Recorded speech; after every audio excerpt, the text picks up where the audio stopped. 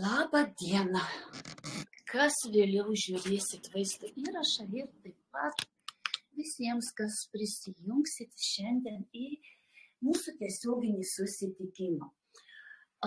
Ilgai galvojau, kokią jums temą šiandien vis dėlto duoti, nors jūs patys išsirinkot, kad jums įdomiau būtų vis dėlto mano pačios pavyzdys, kaip aš tvarkausi su savomis kažkokiamis taip problemomis ar net problemomis, galbūt momentais, kaip pas mane būna taip pat, kaip ir pas jūs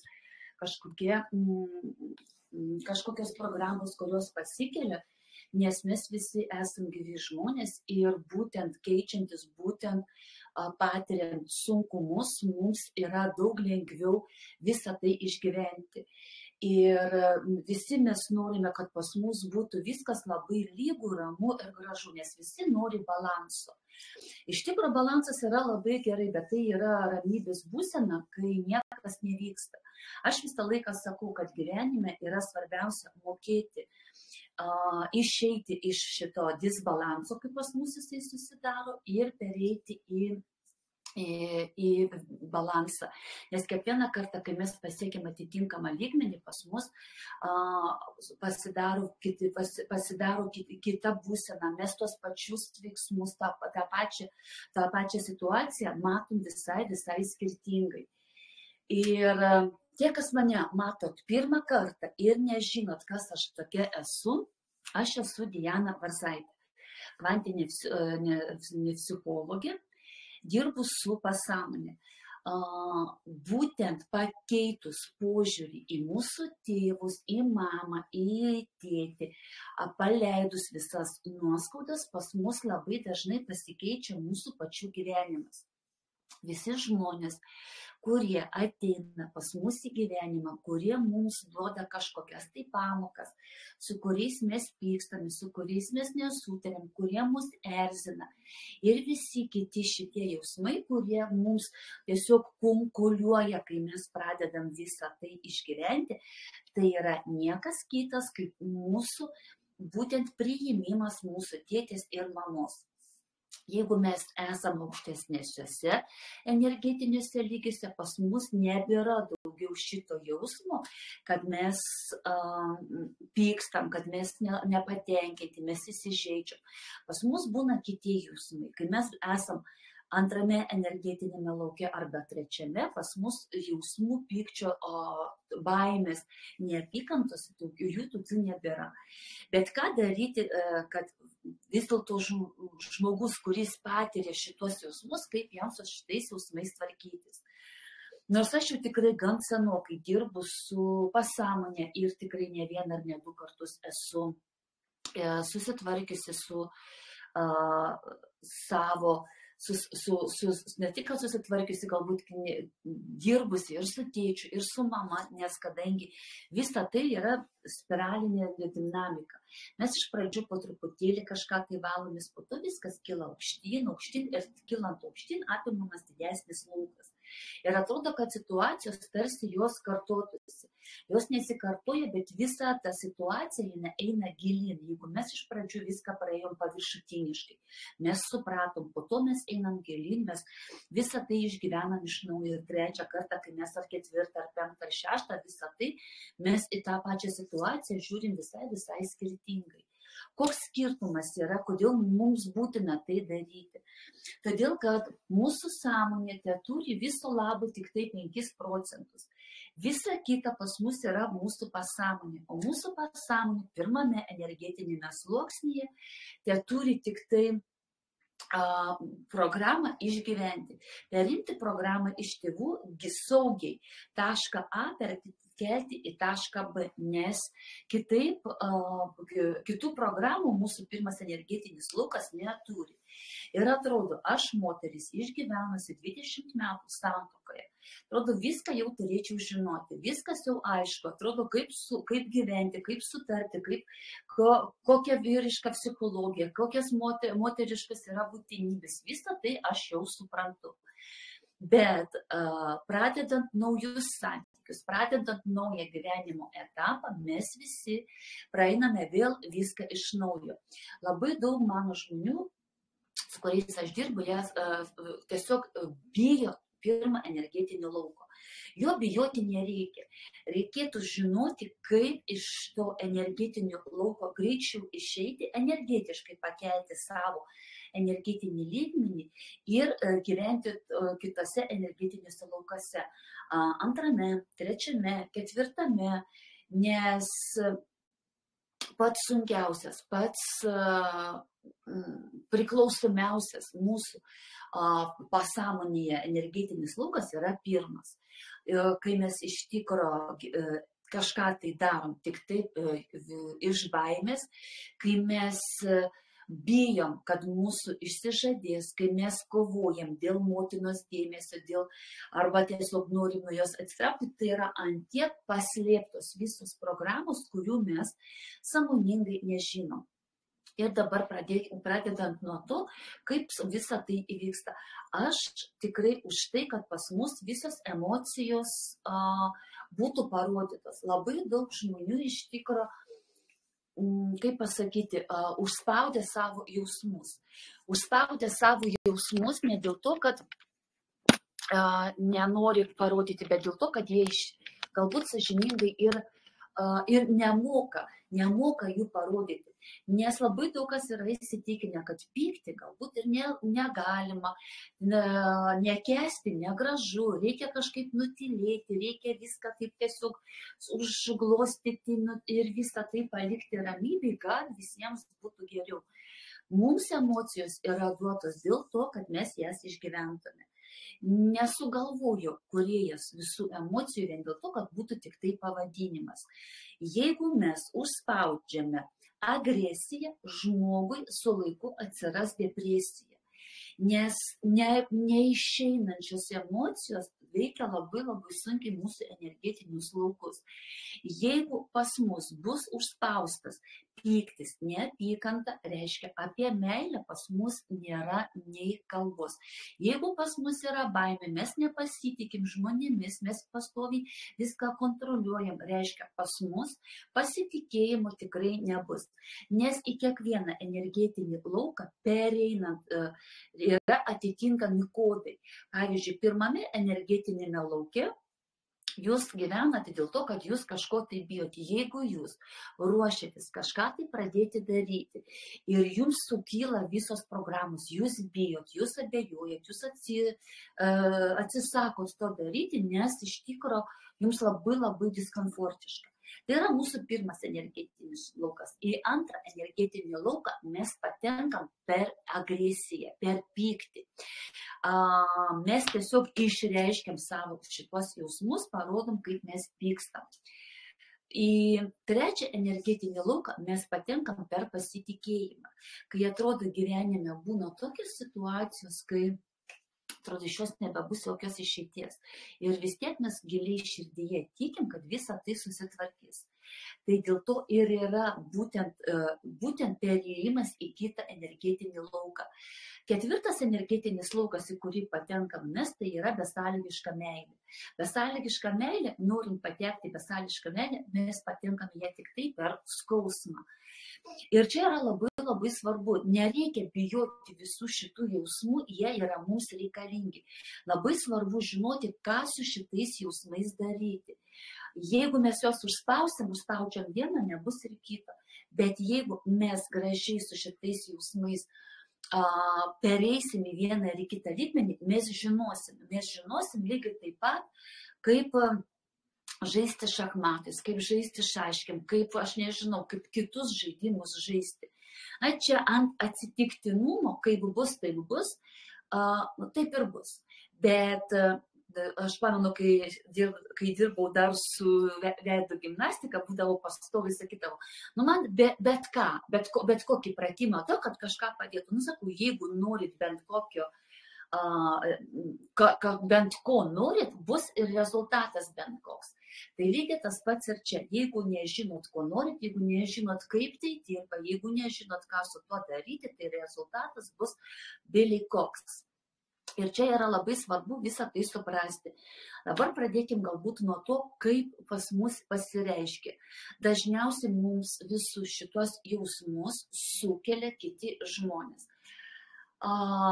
Sakykim, kad Dievas ar kūrėjas ar dar kažkas pas jį nėra, ar mūsų siela pas jį nėra nei kitų rankų, nei kitos galimybės parodyti mums, kaip jisai nori su mumis kalbėti. Jis mums dėl to pasiunčia atitinkamus žmonės. Pas mus yra žmonės, kurie mus įskaudina, žmonės, su kuriais mums gera, žmonės, su kuriais mums sunku. Ir su žmonėmis, su kuriais mums nesiklosto, kurie mus erzina, kurie mus pykta, kurie mus įžeidžia, kurie mus skaudina, yra mūsų patys didžiausi mokytojai. Bet esmė tame, kad mes jų nepriimam.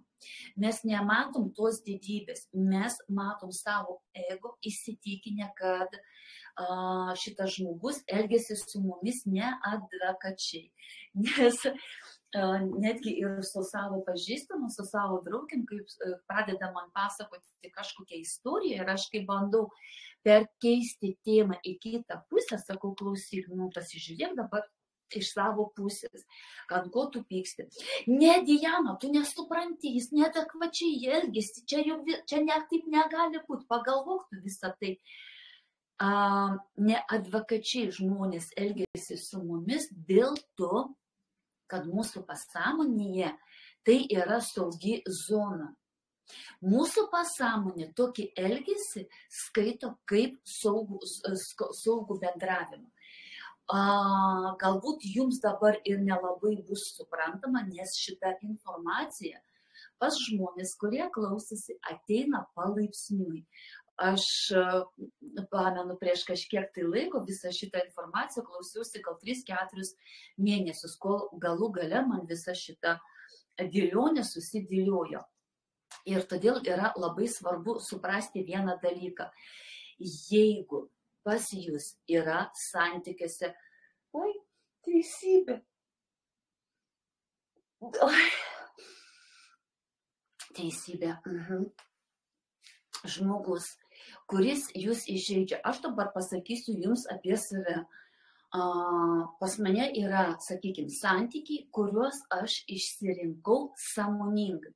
Aš išsirinkau tą vyriškį sąmoningai kaip instrumentą, kad jisai man sukeltų visas užspaustas mano programas, matricas, įsitikinimus. Aš pati savo šitų programų pakelti negaliu. Aš negaliu pati ant savęs supykti. Aš negaliu pati ant savęs įsižeisti. Aš negaliu pati savo pavydėti. Pas mane tokių jausmų nėra. Mes negalim savo padaryti ant tiek skauda, nes, nežinau, normaliai pas mus suveikia refleksai. Ir čia lygiai tas pats. Mes savo negalim to padaryti. Bet kai kitas žmogus mūsų žeidžia, mūsų skaudina, mes pykstam, mes pavydim ir visi kiti šitie jausmai, reiškia, mes suprantam, kad šitie jausmai giliai mumise yra užspausti. Ir kodėl yra taip labai svarbu būtent dabar atkreipti dėmesį į savo jausmus? Todėl, kad nuo 2012 metų Žemė perėjo į kitas vibracijas. Tie, kurie užsiima dvasinėmis praktikomis, tie žino. Dėl kai kurių gali būti tai ir netgi nauja informacija, bet esmė ne tame. Dabar masiškai visa žmonija turėtų pereiti į aukštesnės vibracijas. Todėl labai daug įvykių vyksta netgi paskutiniais metais, kodėl būtent koronos virusas pagreitino visą šitą eigą. Aišku, neduok Dieve, bet labai greitai vyksta įvykiai, labai greitai keičiasi mūsų požiūris į vieną ar į kitą situaciją. Ir mes norim ar nenorim, pas daugumą žmonių būna labai tokių situacijų, kurie neturi jokios įtakos. Jie negali nieko pakeisti. Čia ir yra būtent tai, kad mūsų siela veda mus kitur. Mūsų ego laiko mus tai pačioj vietai. Ir mes nesuprantam, ką toliau daryti. Esmė labai paprasta. Va šiandien paimkim paprasčiausiai tokį dalyką kaip įsižeidimas. Mes labai dažnai įsižeidžiam. Kodėl mes įsižeidžiam? Įsižeidžiam dėl to, kad mes taip esame pratę vaikystėje. Vaikystėje mes įsižeiddavom dėl to, kad pas vaikus nėra asmeninių ribų. Vaikai negali pasakyti tėvams, neik į mano kambarį, aš nenoriu to daryti. Nu jau kai paauga, kai jie būna tokie jau kažkur apie 12 metų, tada jie tokie būna kaip ežiukai. Bet kol mes vaikai maži būna, į tėvus jie žiūri kaip į dievus. Pas juos nėra kito pavyzdžio ir jie tėvus priima besąlygiškai. Po to jau atsiranda tas pereinamasis laikotarpis, kai pamato to tėvų trūkumus, kai pamato, kad jie irgi neidealūs, kai jau jie nusivylė, kad taip pat kaip senelė šalčių. Ir visa tai pas mus, žinoma, išlieka. Ir dabar kas gaunasi? Pas mus atsiranda žmogus, su kuriuo mes bendraujam. Aš dabar savo paskutinius santykius, su kuriuo atlieku eksperimentą, nes visą tai aš darau ant savęs pačios. Jeigu aš pati to savo nepraeisiu, aš negalėsiu paaiškinti jums. Skirtumas tarp manęs ir tavęs yra tas, kad aš iš karto pamatau jausmus, aš iš karto su jais dirbu. Tu turbūt nelabai supranti, ką su jais dirbti, tu kaltini visus aplinkinius. Reiškia taip, pas mane situacija, aš pati pagalvoju, pati nusprendžiau, pati supykau. Sėdžiu 2 dienas supykusi, nelaimingas, čia tiesiog viskas viduje verda. Ir jisai normaliai su manim bendrauja, aš nesuprantu, kaip taip, jokios reakcijos į tai. Parašau 3 kilometrų žinutę, čia apie savo jausmus, apie visą kitą, kaip aš čia įsižeidžiu, gaunu atgal žinutę, 3 žodžiai, tu ką išprotėjai ir 10 žvengalų. Sėdžiu ir nesuprantu, galvoju, kame esmė, o man viskas viduje verda. Aš įsižeidus, aš supykus, aš nesuprantu, kaip čia viskas vyksta. Aš suprantu, kad žmogus nei prie ko, bet man jisai taip techniškai sugebėjo pakelti visus šios jausmus. Ir ką aš darau? Pradedu aš galvoti, pradedu aš žiūrinėti. Taip, aš pykstu. Pykstu dėl ko? Todėl, kad jisai pasielgė būtent šitai. Atstumiu šią situaciją. Jis man neatrašė, nedavė man dėmesio. Dar kažką tokio. Ir aš suprantu, kad šitie jausmai pas mane yra iš vaikystės. Šitie jausmai yra skirti ne jam, šitie jausmai yra skirti mano mamai. Pati pradžia, kai dar mažutė buvau, man 3 metukai buvo, mane sesuo 3 metais jaunesnė už mane. Ir pamenu, kažkada man mama dar sakė, sako, sėdžiu aš atsisėdusi į kampą tokia nelaiminga 3 metukai ir sakau, mamai, žinau, kad tu dabar manęs nebemyli, tik tai šitą mergaičką rimi pastoviai ant rankų. Vaikų 3 metukai susidarė įspūdis, kad mama jos nemyli, kad tą mažutį vaiką pastoviai valgydina, pervysto, užmygdo, dar kažką tokio. Ir tokių pavyzdžių yra tūkstančiai, kur mes nesuprantam, kur mes nebežinom, kur mes seniai pamiršom. Kai mes vaikystėje nusprendėm, kad būtent taip, bet problema yra tame, kad šitie jausmai, jie niekur nedingo. Išeinant iš šitos situacijos, mes taip ir toliau priimam savo sprendimus. Ir vienu žodžiu, aš žinau, ką su tuo daryti. Aš atsisėdusi, meditacijas klausiausi, pati savo įsirašinėjau meditacijas. Yra specialiai gydomieji treningai, kur atitinkamus žodžiai prakalbamus yra. Visą tai paleisti ir nepraeina. Jaučiu ant tiek tiesiog toks širdies skausmas. Nepraeina. Jaučiu, kad viskas sukylo. Ant tiek skaudu ir aš suprantu, kad tie jausmai, kuriuos aš dabar jaučiu, neturi nieko bendro su šituo žmogumi. Bet kokia čia yra apgaulė? Apgaulė yra tame, kad protas mano jaučia tokią situaciją. Man iš karto duoda tas emocijas, kurios jam žinomos. Aš guliu lovai, man skauda beprotiškai širdį. Aš suprantu, pas mane toks skausmas buvo galbūt, kai mirė vyras. Čia dėl to, kad man neatrašė valandos bėgyje ir tai, kad man nedavė dėmesio, neturi nieko bendro. Čia negali net ir būti, bet suprantu, kad jausmas yra toks. Ir nežinant, nemokant atskirti šitų dviejų jausmų, ką mes darom, mes pasileidžiam į savo emocinės šitą košę. Mes pradedam galvoti, svarstyti, nekesti, dar daugiau save ten apsukinėti, dar daugiau ten viską susikurti, susifantazuoti. Ir gaunasi taip, kad mes galų gale ant tiek supykstam, ant tiek visą tai sukylam viršuje, iš to jokios naudos, mes nieko nesuprantam ir pas mus būna iš tikro tik tai dar blogesnė nuotaika. Ką po viso to aš dariau? Visą tai po visų šitų jausmų, kurie man sukilo, kuriuos aš išgyvenau, atsisėdusi yra trečias lygmuo, besąlygiška meilė, yra meditacijos. Dėkingumas, priėmimas, sutikimas, priėmimas situacijos. Yra jos visai kitokių lygmenų. Ir atsisėdusi tikrai valandą laiko, taip bukai žiūrėdama į vieną tašką, kartuoju. Ne tai, kad žmogui, bet aš grinai kalbėjau kaip siela su siela. Tau dėkoju už šitą patirtį, aš tave labai myliu, ačiū tau, dėkoju už patirtį.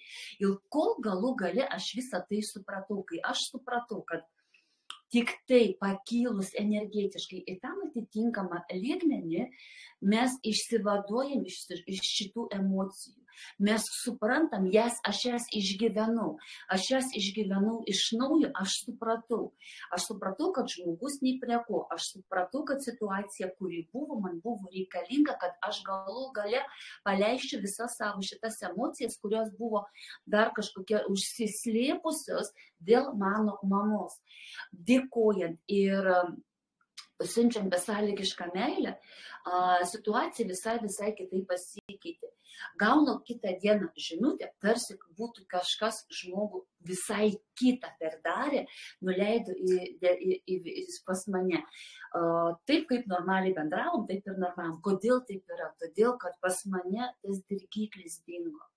O jeigu jūs to dirgiklio nepaleidžiat, tas dirgiklis visą laiką ir bus. Vienas žmogus jums tai parodys, kitas žmogus parodys, trečias žmogus parodys, ketvirtas, penktas ir 10. Pamenat, aš dabar net nežinau, aš jums galbūt pasakoju, kaip pas mane draugė buvo žydė, kai jinai supyko ant manęs, kad aš išvažiavau į Egiptą atostogauti ir kaip aš galėjau nueiti į mečetę ir nusifotografuoti su visom tom burkom, su visais šitais. Tai yra tokia nepagarba žydams, nes jinai yra mano draugė. Aš tada sėdėjau ir galvojau, susikūriau savo tokią realybę. Kam man viso to reikia. Esmė tame, kad aš jai būtent suvaidinau tą realybę, kurią jinai susikūrė. Jinai iš manęs reikalavo meilės kaip iš savo mamos. Nes kaip galima mane priduoti, kaip tu gali mane priduoti. Ir tada aš jai sakau, einam, padarykim praktiką. Aš to padėsiu šitų jausmų išsivaduoti, kad daugiau į tavo gyvenimą neateitų tokios mamos mano pavydalu, ar dar kažkano tai kito pavydalu. Atminkit vieną dalyką, kiekviena mama, kiekvienas tėtis, pyktį, kurį jūs laikot, pyktį, apmaudą, nesupratimą, dar kažką, ateina kitų žmonių pavydalu. Ir tai yra, aišku, labai nemalonus dalykas. Ir todėl tikrai labai, sakyčiau, kiekvienam reikėtų žinoti, ką daryti su šitais jausmais, ką daryti su šitomis emocijomis, nes jos neateina pas mus tik tai taip. Viskas, kas pas mus pakyla, reiškia, yra atitinkame lygmenyje, kurias galima paleisti. Bet kai mes nežinodami, ką su jomis daryti, mes jas vėl iš visos sveikatos užspaudžiam ir vėl vaidinam, kad su mumis viskas gerai. Ir čia yra didžiausia problema. Dėl to kenčia mūsų finansai, dėl to kenčia sveikata, dėl to kenčia mūsų santykiai. Ir paskaičiuokit kiekvienas dėl savęs, kiek jūs jau praradot pinigų.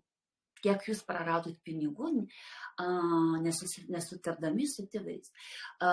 Čia niekas nekaltas, nei jūs, nei tėvai, niekas nekaltas, bet jeigu pas jūs yra vaikai, jūs nesąmoningai tą patį patroną perduosit savo vaikams. Ir lygiai tas pats eis tolyn iš kartos į kartą. Kodėl, kai mes darom energetinės praktikas, mes labai dažnai visą šeimos medį išstatom iki 7 šaknų. Aš, mama, senelis, proseneliai, proseneliai ir taip 7 kartos. Todėl, kad 7 kartos turi tiesioginę įtaką iki mūsų šiandieninio gyvenimo. Jeigu 7 kartoje mūsų proseneliai kažkada tai turėjo genų arba santykių su afrikiečiais, su negrais, sakykime, 7 kartoje gali gimti nigriukas, tamsiaodis garbanotais plaukais, nes kartojasi genai. Viskas, kas mes esam visų šitų mūsų prosenelių, protėvių genai. Mes visą tai gaunam ačiū gimdami iš tėčio ir mamos. Mes jų negalim pakeisti.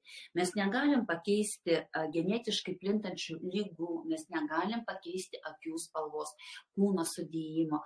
Mes galim daug ką pakeisti, savo mintis įrodyti yra, kad mes galim keisti kažkiek tai savo gyvenimą.